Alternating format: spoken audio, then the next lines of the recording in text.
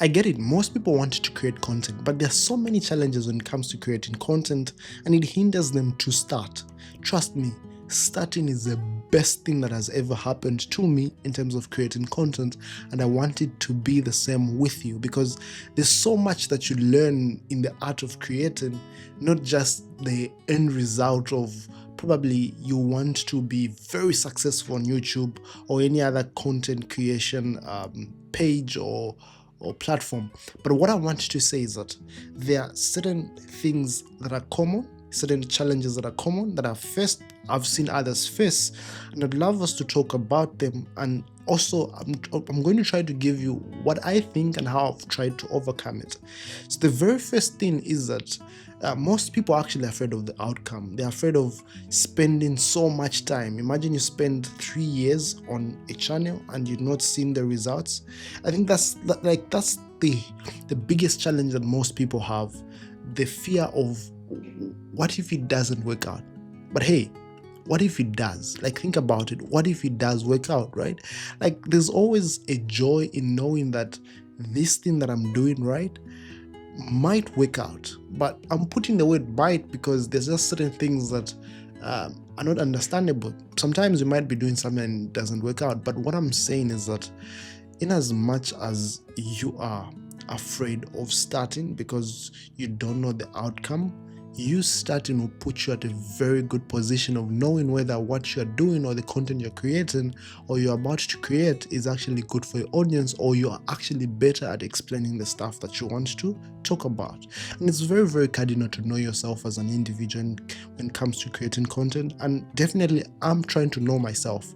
There are so many things I've learned over time. Even when I started creating content, I've learned things that have improved me currently, because there are things that I used to do and I don't do them now.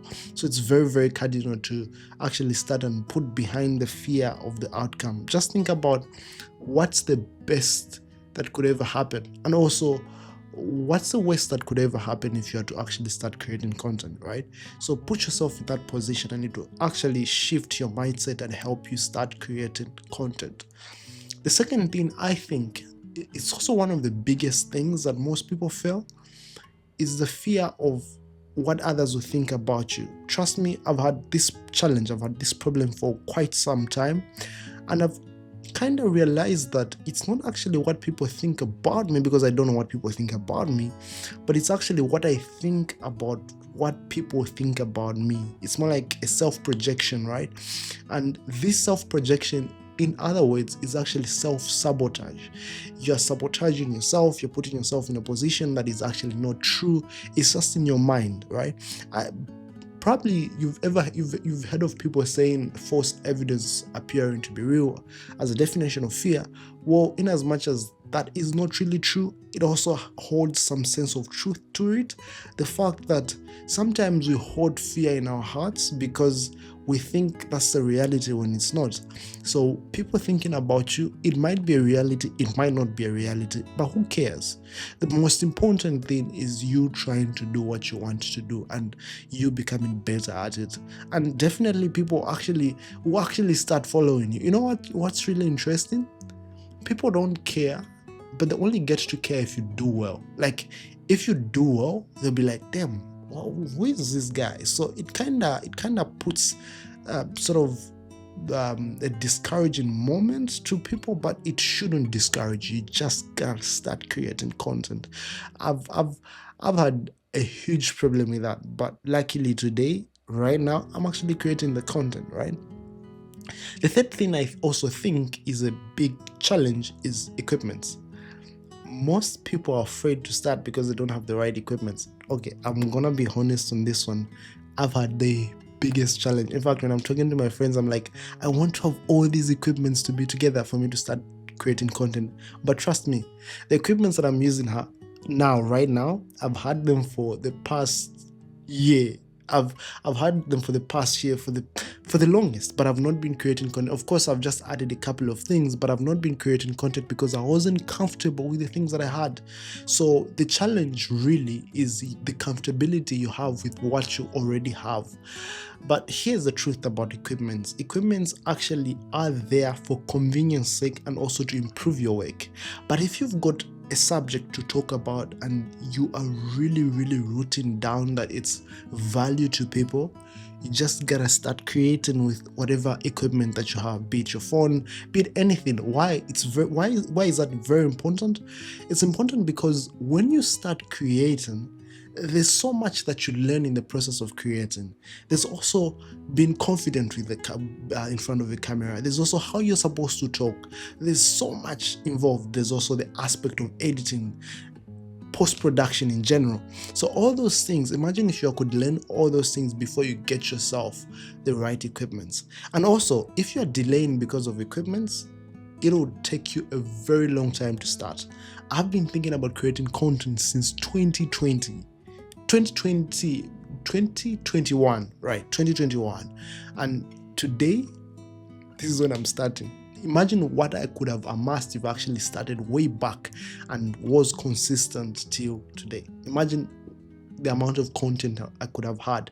I could have built some sort of discipline within myself, some sense of pride within myself because I've been creating the content, which is very cardinal when you want to become a person of influence and value. You have to start teaching, start talking, start creating your content. Very cardinal. The other thing I also think is of a challenge is the niche. When you are thinking about a niche that you don't have, the best thing I would advise is to look at what you like talking about with your friends and then make it videos. I love talking about creating content. I love talking about how content can be improved in my country. So that in itself is actually a sign that I love talking about that, and hence this is exactly what I'm doing. I'm actually advising people to create their own content to start. And also I love photography, I love videography. Those are some of the things that I do, and that's exactly what you will find on this channel, of which I'll be talking about, right? So when it comes to finding a niche, you can actually find what you want to talk about or what you love to talk about with your friends and turn it into something that you talk about on camera. And also one of the things that one of my very good friends actually tells me is that you don't really need to niche down. You can actually start by talking about all sorts of stuff and see which one actually resonates with your audience and which one you're authentic as an individual, because you might not know which one is actually good for you. So you talk about different things. That's exactly what even other big YouTubers do. I'm giving reference to big YouTubers because I've actually seen them divert from content from one niche to the other, but they're actually big. So it actually helps in that way. And finally, are you too busy? Like trust me, I am very busy. Like I have like the whole day at work, and I don't really have enough time to sit down and start working on my projects.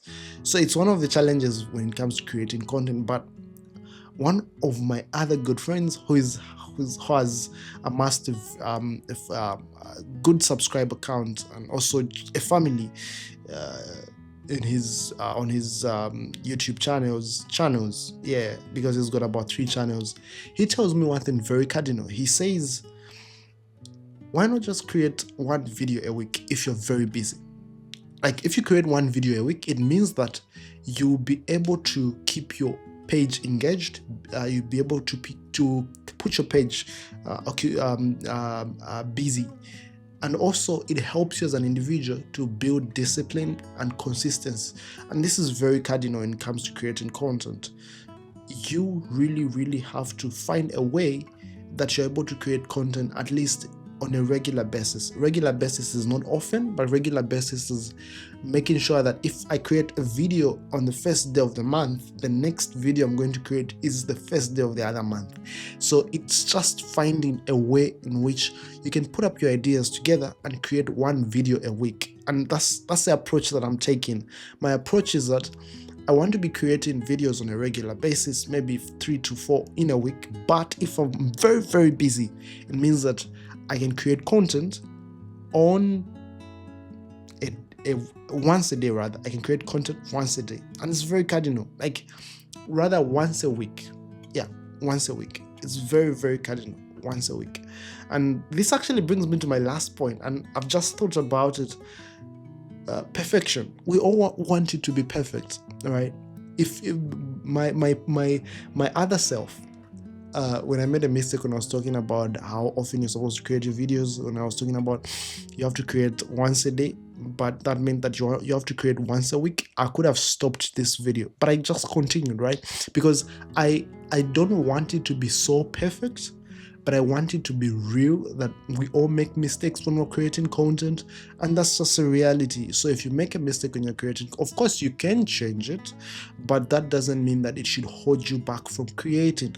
You have to be creative. It's actually a blessing that we're living in a time where we see how creative people are. Like, it's really amazing. I love seeing how creative people are, and definitely the world would love to see how creative you are. We want to learn from you. What do you have to tell us, right?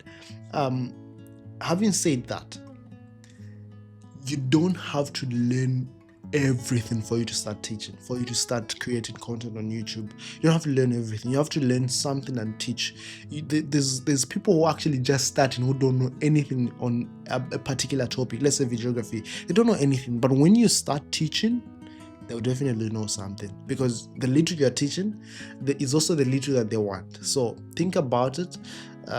You are waited to create content, or waiting to see your content.